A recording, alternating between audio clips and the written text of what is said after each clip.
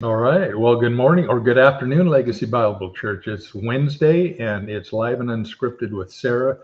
And I just want to start by saying how much I appreciate that Sarah comes on every week and asks questions that really take the teaching of Legacy Bible Church to a different level, because you're always so practical in the questions you have, and you kind of take it out of we can get pretty theological in teaching the scriptures. Oh, yeah.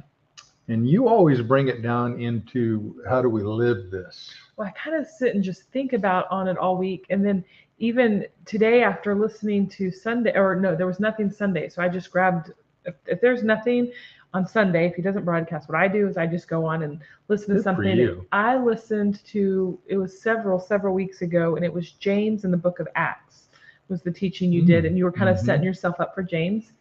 And you were describing all who wrote different parts in Acts and why they wrote it. And I sit there and think about it, because whenever I used to read the Bible, I never molded the books together. I just, this is this one, this is this one, this is this one. And listening to you tell me about Acts, what I do, the reason why I have questions is because I have to go back and refilter everything I've learned, the way I've always thought about the books of the Bible, the authors of the Bible, the stories in the Bible, through a new filter. So I start, I start thinking about them, and that's why I bring the questions, because I'm like, well, maybe that didn't mean what I thought it meant. Maybe this is different. Maybe it was deep. I just have all those questions. And when you say filter, you mean interpretive lens. Yes. How do you interpret what you're reading? Yeah. And as we've said here in my teaching at Legacy Bible Church, the interpretive lens for the New Testament, which I think you're referring to, is the same interpreted lens that the New Testament writers had when they wrote, which is about spiritually spoken worship. Right. Worship to the Father in spirit and truth. That is the end purpose of the salvation plan of God during this new covenant age. And that's the lens, that's the filter, to use your word, that's the filter that the New Testament authors had. And when you don't have that filter and you're reading it, you make up things. If you're listening to just different sermons that just pull verses out, you don't realize how all of Paul's letters had a purpose. They all went together. He wasn't writing them broken down into chapters. He was writing as a whole slew of paragraphs. He wasn't chopping it up, and it makes you understand things differently. Oh man, does it? Deeper, causes you to work a little harder too. Work a lot harder, but it's so much more enriching. Oh, it is. So that actually brings me to my question for today. Yeah. I was thinking about different verses. I always go back to all my little verses I learned as a kid. And then I thought about my wedding and the verse we had. I thought about love. I was like, oh, we have never talked about, I would say, one of the more famous verses, because people who don't even know the Bible know love is patient, love is kind, because it's in even Walmart, you're going to go through and find a sign that says love is patient, love is kind. So I had the whole chapter 13 read at my wedding. And then so I went and read it in NIV again, and then I read it, I always go back and read it how I once understood it. Then I go back to Ross and I read it, and I think, okay, now knowing what I know, what jumps out to me is something different. And so the only thing I want to discuss, the whole love is patient one, the whole, I don't know what you want to call that whole paragraph, but I want to say one thing that jumps out at me. And I'm wondering if I'm now interpreting it right. When in 1 Corinthians 13:11, when I was being a child, when I was being a child, I was speaking as a child, I was thinking as a child, I was reckoning as a child. When I had become a man, I put on hold the things of the child. Is that talking about being in the spirit? Because the man means that he is. That's not anthro man. That's andre man. When he's in the spirit, praying in the spirit. You remember our discussions from chapter 11 that the man is the head of the woman, and Christ is the head of the man, and God is the head of Christ. And The man there is a very specific Greek word, andreman. It's a blessed man.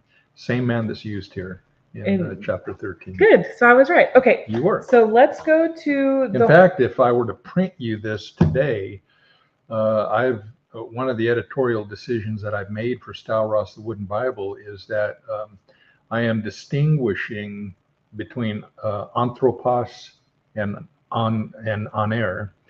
Anthropos now in Styleross the Wooden Bible is translated as anthroman, anthro hyphen man, and aner is glossed now, translated as Andre hyphen man, Andre man. And Andre is just the Greek root for the word aner. So I use Andre. Right. So it's so now we can distinguish when it's talking your about husband's name is Andrew. Yes. That's where you get Andrew.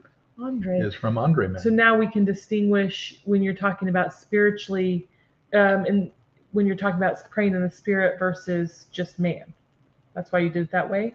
So this one would be, this would be on. You said so. This one would be when I became a man. You would have it as Andre man. Andre man. Yeah. Mm-hmm. All right, I was right. I love that. Okay, so now let's go back to the love. So I'm going to read 1 Corinthians 1 through 8. Okay. Chapter 13. I'm sorry, chapter 13, 1 through 8. Here we go. Okay. This is out of Styleross, which I read. That's what I read before. If ever I might speak in tongues of men and of angels, but I do not have love, I have become a sounding gong or a clashing cymbal.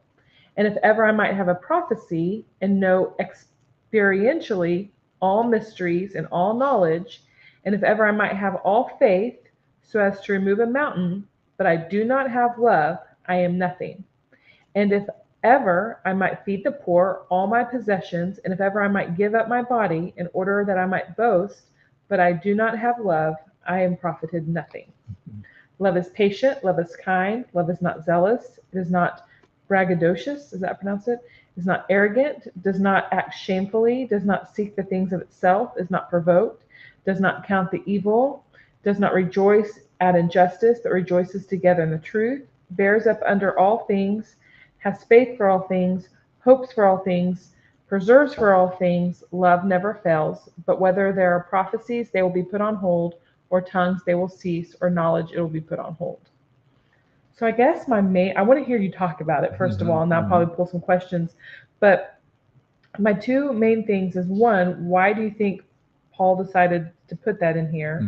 And two, I've only heard this, I've mainly heard this when you're talking about marriage and how to love your spouse. And none of this stuff I can say I've done. So definitely failed when it comes to the teaching on how to apply this in your marriage. So first question, why do you think Paul, and I know we always go backstory here, but Paul had just come out of talking. Chapter 12 is spiritual gifts. Right. So then why did he? Yeah. Okay, so first I want to say this to our listening audience. In order to understand the hermeneutic, the interpretive lens, and what the New Testament authors are writing, they're writing deep spiritual truths and realities. There's been kind of an inclination, it's kind of a faddish thing in the church, broadly speaking, to say, well, the meaning behind the scriptures is really simple. Whatever it means to you is probably close to what it means, and that if it gets too complicated, you're probably going off track, and that is absolutely and I have definitely heard misleading. Yeah, that is not the case. But it was never meant to be too complicated.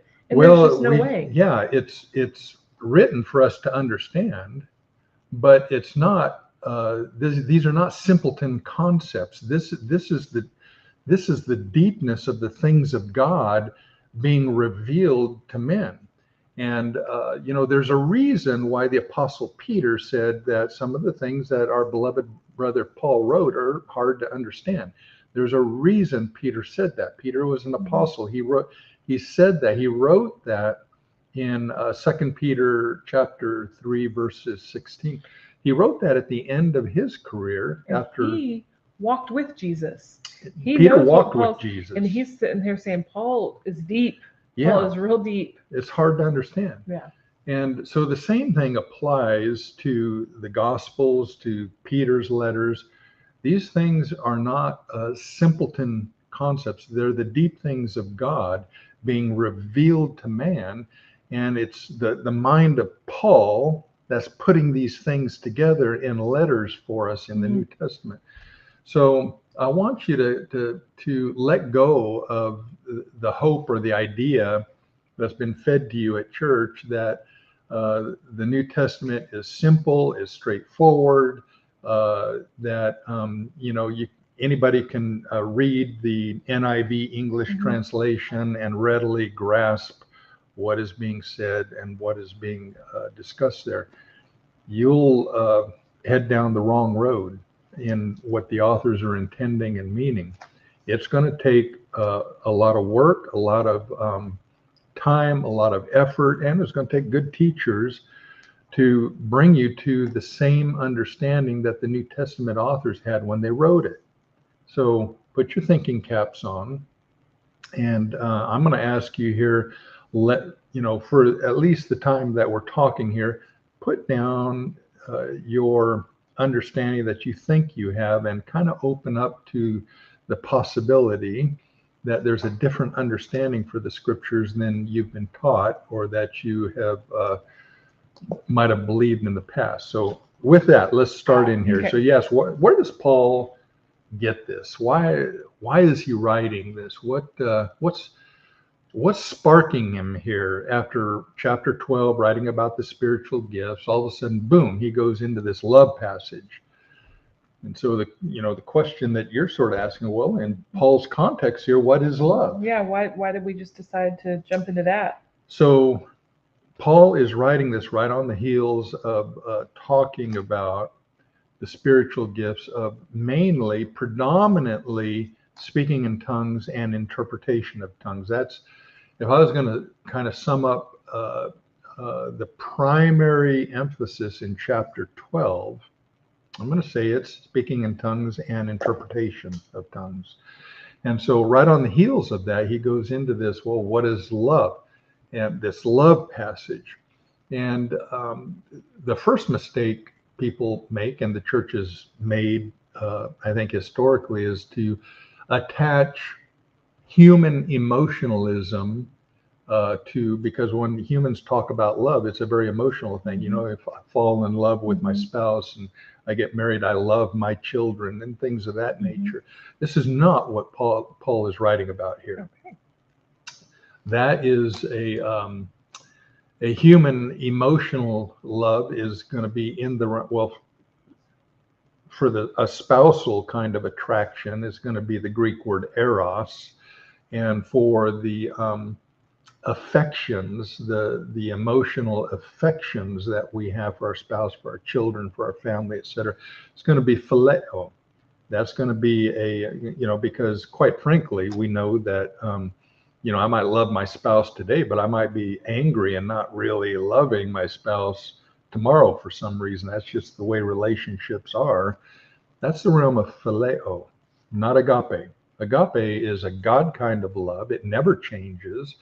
It is intrinsic agape love in the New Testament context. That's what Paul is talking about here is agape love. It's the love of God. It is reflective of the character of God, and it is nothing short of that. And it's nothing that we can do. Well, we can participate in it. The love of God is always, in the New Testament concept, is always associated with the working of God. That when God does something, that's a manifestation of agape love, the God kind of love. So God is the creator. He's a creator God. When God does something, he's in the realm of creation. He is the creator. That's why Paul can write of believers, you are a new creation. And so that's the realm of agape love. Agape love is very closely identified with the nature of God as a creator God. He's creating. When God is loving, he's creating. We can participate in that. So, in fact, when we are loving God in the biblical concept, when John writes about loving God and when Paul writes about loving God, that is exactly what it is. That is the realm of our participating with God in the end purpose of God's salvation plan. That's loving God in the context of participating in the agape love of God. So this is what Paul is his whole context here is that creative working of God as a manifestation of his agape love. So let's talk about that.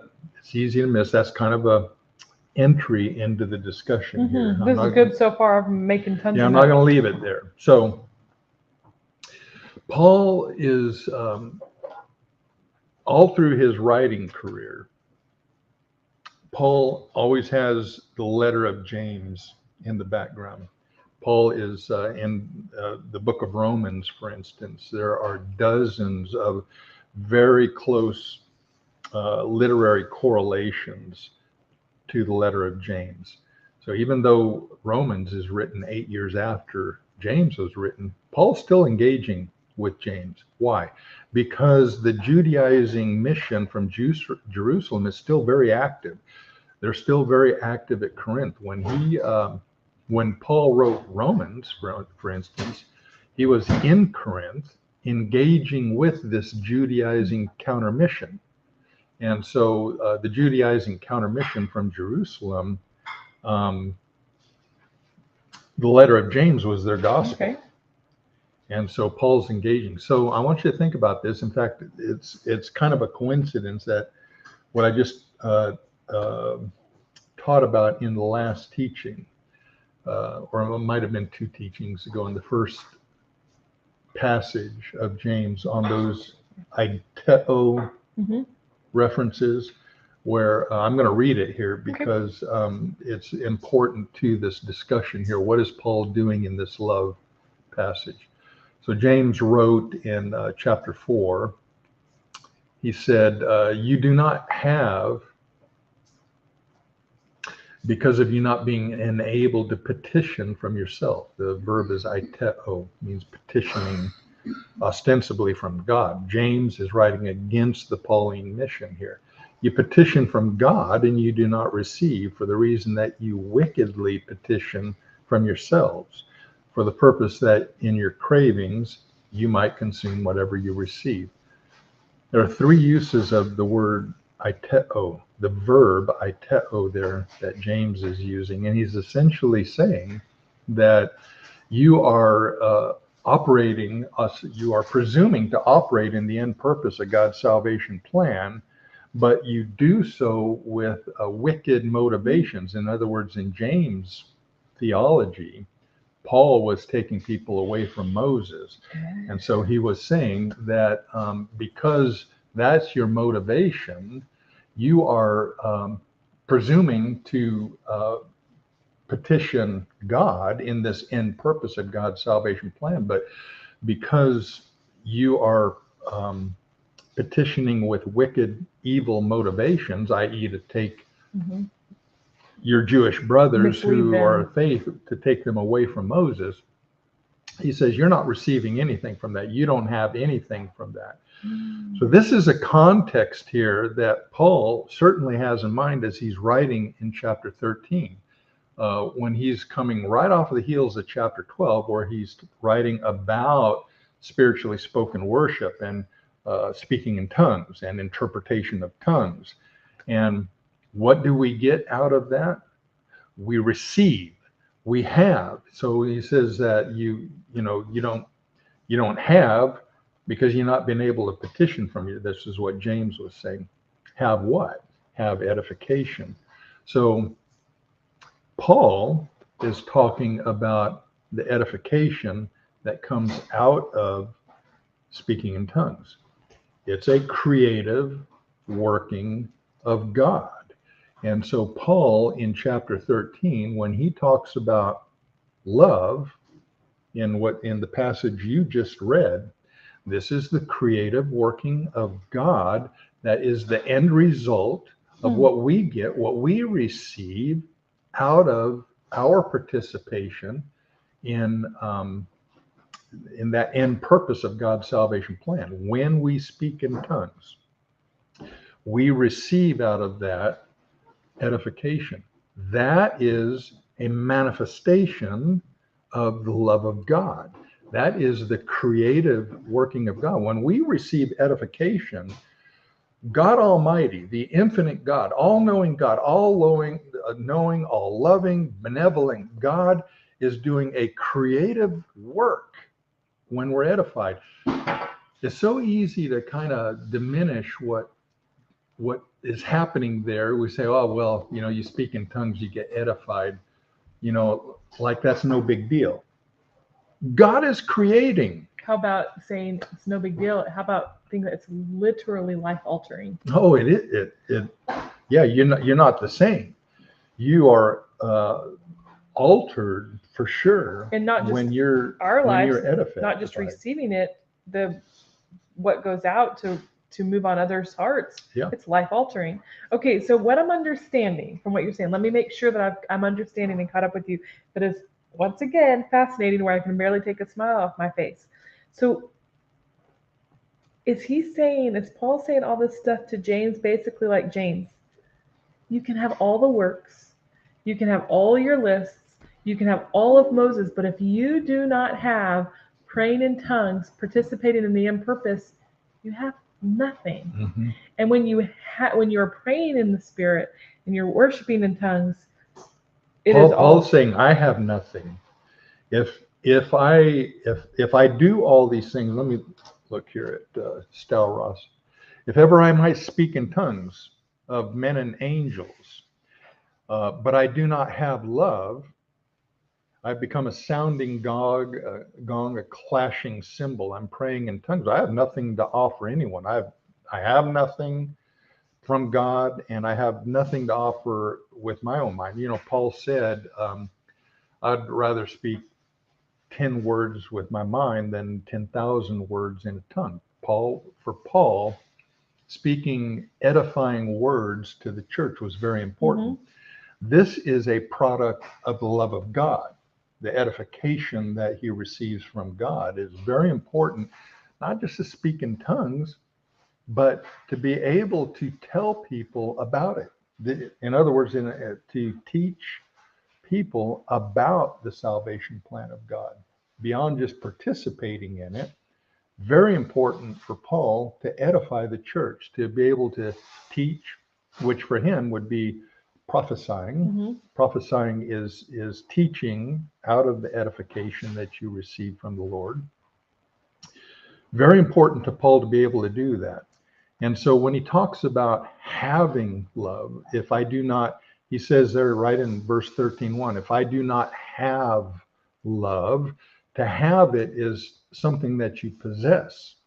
And the love is the agape love he's talking about, is out of this, that edification, that creative working of God. Remember, agape love is always a manifestation of the creative working of God. That's agape love. It's God's creative working. And so when Paul refers to his having love, he's referring exactly and directly to that edification out of what he was talking about predominantly in chapter 12, speaking in tongues and interpretation. He's saying, if I do not have love, he's saying basically, I got nothing to offer. I can go over here and speak in tongues. I'm like a clanging cymbal, but after I'm done speaking in tongues, I got nothing to offer if I don't have love. And he's responding to exactly what James was saying there in James chapter 12, where he said, you do not have because of you not being enabled to petition from yourselves. You petition from God and you do not receive for the reason that you wickedly petition from yourselves.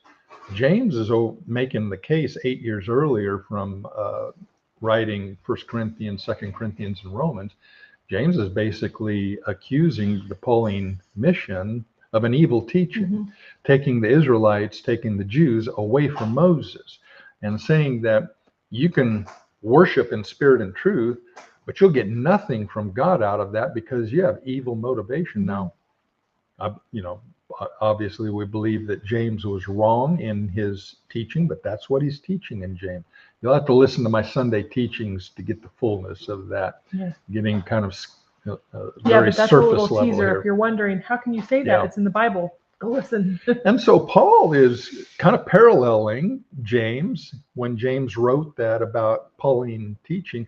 He's kind of paralleling what James did in James chapter 4 there that I just read, kind of paralleling that here at the beginning of chapter 13, using the term love. If ever I might speak in tongues of men and angels, and I do not have love, that edification, where James was talking about receiving, you do not receive, you do not have. He's talking about the same thing here. Paul is referring to this with the term agape, because this is the creative working of God. This is the edification that James was talking about. You do not have, you do not receive. What? You do not have edification. You do not receive edification out of your speaking in tongues, James was writing, because you do so with evil motivations. Okay, so hold on. So because if people are like me, they've heard love, love, love. And from the beginning, you said we need to separate it from emotion. Yeah. So to do that, let me say this. Okay, so agape love is the creative work of God. Yes. Okay, so then if you read it, if ever I might speak in tongues of men and of angels, but I do not have agape, that's what that is. I have become a sounding gong or a clashing cymbal. So if I do all this, but I do not have the creative work of God, that I am nothing. I am not doing anything. Yeah. He's saying there, I can go among men and speak in tongues, and then I got nothing to offer after that. I got nothing to edify the people that are standing before me to say, this is what's going on here. I'm just a clanging cymbal back here, and I have nothing to offer that's going to be edifying to people in terms of teaching. It's what he's saying. Let's keep going. Yeah, keep going. And if ever I might have a prophecy and know experientially all mysteries and all knowledge, he's moving now into, okay, so I might have an agape love in terms of a prophecy, and know experientially all mysteries and all knowledge. And if ever I might have all faith is the faith of Jesus Christ. All faith contrasts with a measure of faith. In Romans 12:3, Paul writes, we each have a measure of faith. And we've talked about that on Here the reference to all faith, if ever I might have all faith so as to remove a mountain.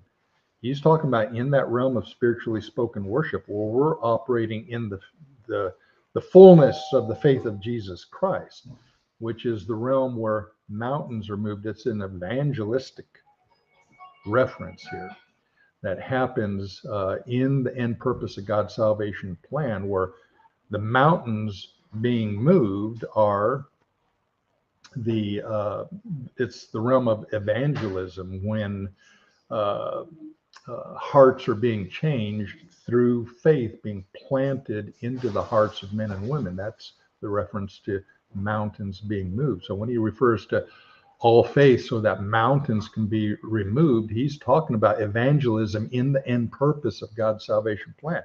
So he's saying if I'm participating in that, and I do not have love, again, that reference, and I do not have love, Paul, I am nothing. I got nothing to offer. I have no creative working of God in myself. I have no edification. Therefore, I am myself. I might participate in that end purpose of God's salvation plan, where the unknowable utterances are moving mountains, but I myself am nothing. I got nothing. I got nothing to offer. You come up to me and say, Paul, what just happened? I say, I got nothing. This is what Paul's doing in this passage. Is he doing it like to be humble and to say, hey, James, or hey, guys that believe this, I am nothing here. Without the enrichment from the Holy Spirit, I'm nothing. Is that what he's trying to say? I believe for myself, I believe, and this is, one of the realms of expositing the scriptures is always going to involve a level of what I call informed speculation, and not just wild speculation, but informed speculation. So I believe, based on knowing what James wrote, knowing what James meant, knowing that Paul's writings have dozens and dozens of textual correlations with James, words, phrases, passages. I believe that the passage in James chapter 4 that I read there using the verb aiteo is a very powerful correlation with what Paul is doing here in chapter 13. James was talking about edification. If you speak in tongues with an evil motivation, you get no edification from the Lord. Paul is talking about the same thing in a very rhetorical way here. And so I believe he's got James chapter 4 in his mind as he's writing 1 Corinthians chapter 13. The meanings of both passages are very similar, even though the terminology is slightly different. Paul is referring to here, if I'm speaking in tongues and I'm not being edified by the Lord so that I can edify you. This is like in 2 Corinthians chapter 5, verse 13, when Paul wrote, if I'm of sound mind, it's to you. If I'm existemi, it's to God. Paul's saying basically sound mind, he is referring to an edified mind. If I'm speaking out of an edified mind, it's for you. It's for edification of the church. If I'm speaking existemi, unknowable utterances, this is to God. So Paul is referring here to having love. He says it several times in verse 1 and verse 2. He says, if I do not have love, if I do not have love. And then verse 3, if I do not have love. It's a rhetorical reference that's saying, I can speak in tongues, but if I do not have love, if I'm not being edified by God so that I can have a sound mind for you, then I have nothing. Then I've got nothing. I'm nothing. He said, in myself, when I'm operating with my mind, I'm nothing. I got nothing to offer. And so then why does he go in detailing what love is? If he's telling us all this, then what? He's giving the attributes of the edification that he receives. Oh. When he talks in the case, because you're referring then to verses 4 through 7. Yeah, because 8 has a little bit of it. So he says love is patient. So after verses 1 through 3, where he talks about if I don't have agape love, which is the edification from speaking in tongues, which was the subject of chapter 12. If I do not have edification from that, I am nothing. It was rhetorical. In Paul's world, if you participate in the end purpose of God's salvation plan, then speaking in tongues, love. You're going to be edified. You are going to have love. You are going to possess agape love in the context of edification from God. Agape love is always associated, always with the creative working of God. Edification out of speaking in tongues is God doing a creative work on his child who participated with him. Oh, that was a good description. That's why Jesus calls it being paid back. Okay. And so as we're doing this, he's listing the attributes of the payback of what we're getting. Yes. And so then starting at verse 4, he's giving what are the attributes of this creative agape working of God that he in chapter 14. In the next chapter, Paul calls it edification, which edification, by the way, is oikodomeo. It's the building up. It's the same word that they use for builders building a house. It's a building up. So edification, don't miss the meaning in the Greek word. It's about building up. When God edifies, when God agape loves his child as the payback out of participating with him in this end purpose of God's salvation plan, God is building you up. Oikodomeo, he's building. So that's not just also called edification as a figurative term, because edification, why? We're being edified. We're being given revealed knowledge, epigenosis. We're not just white knuckling, choosing all of this, choosing to be patient, choosing to be kind. We're not white knuckling it. This is something that's being built up on the inside. The more we participate with the Lord in the end purpose, with Jesus in the end purpose, we are receiving more of these attributes. Yes. Paul is saying what God is doing in you to build you up, to edify you, to give you so that you possess his agape love as your possession, because it's his creative work. He said, Paul then says, these are the attributes of that working of God, that agape working of God. The attributes are. So read the attributes. The attributes are love is patient, love is kind, love is not zealous, is not braggadocious, is not arrogant, does not act shamefully, does not seek the things of itself, is not provoked, does not count the evil, does not rejoice at injustice, but rejoices together in the truth, bears up under all things. By the way, that means back into the end purpose of God's salvation plan. All things. Has faith for all things. Back into the end purpose of God. Perseveres for all things. Back into the end purpose of God. And when it says love never fails, it's not talking about I never fail. It's saying what the creative agape work does never fails. Yeah, he's saying when God does that creative work in you, it's just like when in the beginning, when God gives faith to believe, a sovereign act of God, and you are a new creation that can never be changed. You will always, for all eternity, be a child of God because of that faith planted in your heart. He's saying the same thing here. Love never fails. When God does that creative work of edification, oikodomeo, building up the house, when God does that creative act of agape love, building up his people, that's what he's doing.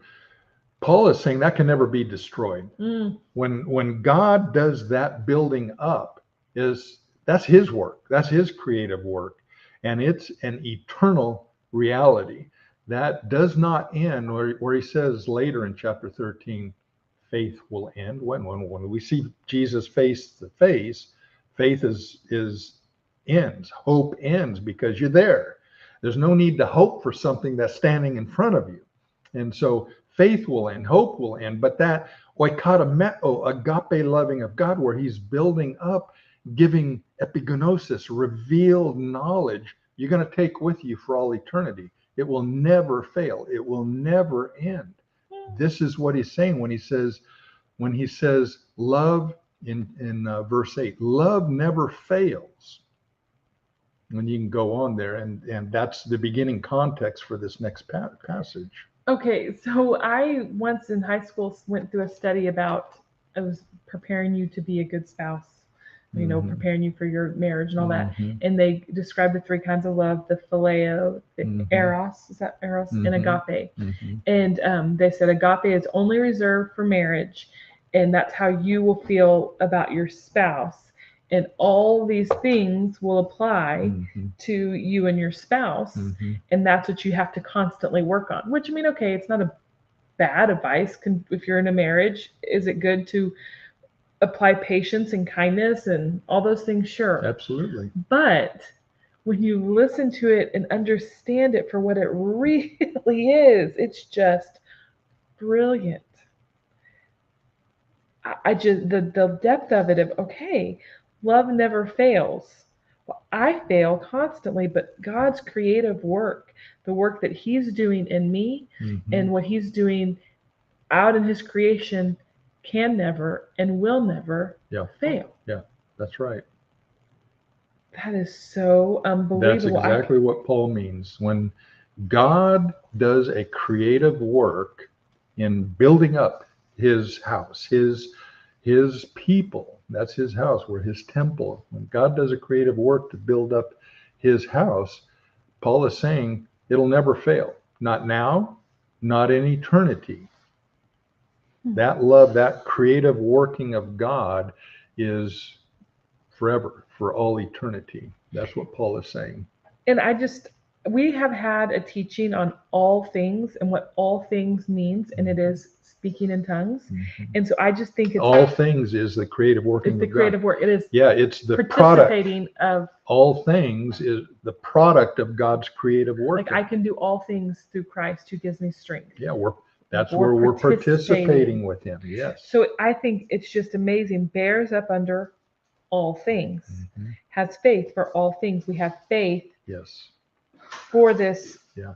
And part of the building up that Paul's talking about here in chapter 13 is strengthening faith so that we're constantly coming back to that end purpose and participating, just like Paul is writing there. And this love passage that we just read is the attributes of what we're receiving when we pray and we participate. And one of them is perseveres for all things. Isn't it brilliant that inside of what God is doing, we come to faith, we've been given faith to believe, we participate, and in that participation, He continuously feeds us back. And one of the things He feeds back is the perseverance to continue to do it, not just to say, I spoke in tongues once, I add that to my list, I've got the power, I'm out. Yeah. But no, when we're speaking in tongues, He is putting in us that persevering to continue to do that. I mean, the times that you spend praying in the Spirit, it constantly is restructuring and reordering your mind and is pushing you for more. For more. Yeah. For more. It's like a circle. We go back into the world with edified minds, and we can have prophetic words and teaching to edify the church, and strength and faith always to bring us back into that end purpose of it. And so it's like a circular motion. We're back in the world, we come back into the end purpose. We're back in the world, we come back into the end purpose. So this is just one of those things, then I'm going to add this to finish it up. Just like in the mainstream church, there's a lot of times say, well, Jesus said, be holy as I am holy. And we've talked about that on one of these. Or be perfect as I am perfect. Yeah.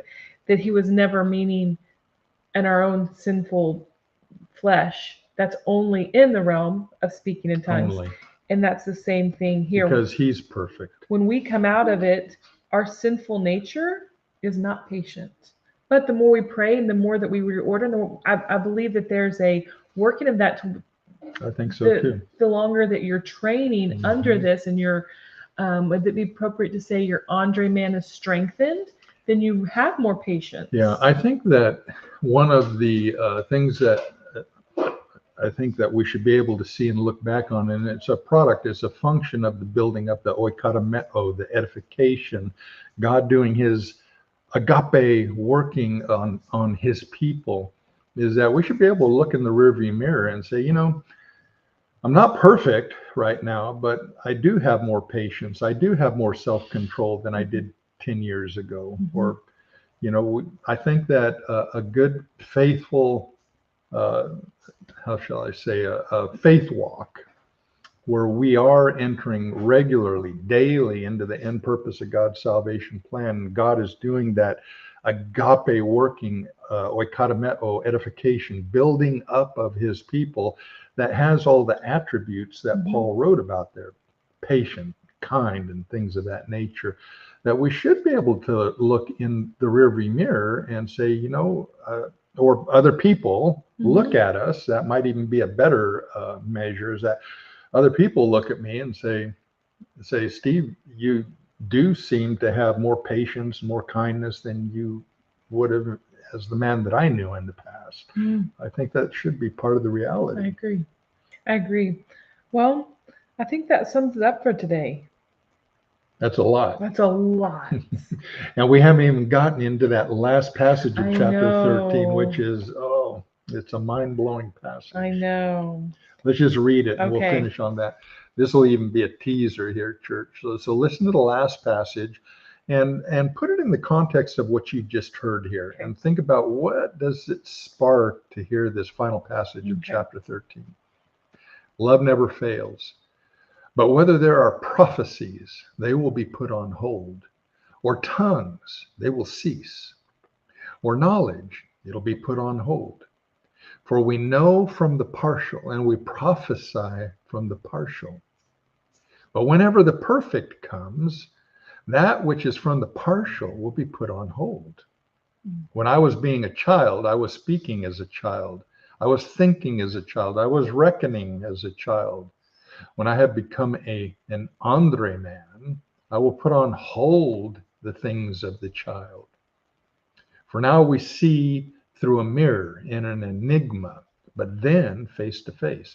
Now I know from the partial, but then I shall come to know, just as also I came to be known. But now abides faith, hope, love, these three. And the greatest of these is love. That might even be a good lead in for another discussion someday. That's so good. And I do feel like I kind of was catching a few more things, but if I started now, we would never stop. So I'm not going to. But I'm lucky because I can still talk to you. I kind of feel blessed by that. Just think, when you think agape love, and let's just bring it back to this. When you think agape love, think the working of God. When you hear that word agape love, just know God is working.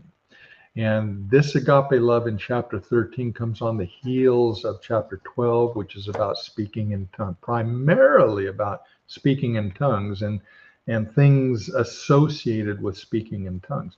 And so chapter 13, the agape love, Paul is in the realm of the edification, the working of God to oikodomeo, to build up his people. That's the agape love that Paul is talking about here. That's so good. Thank you so much. All right. Well, then we will see y'all Sunday. No, but no, Wednesday. Not this Sunday. Yeah, next Wednesday we'll be back together, and next Wednesday. Yeah. Okay.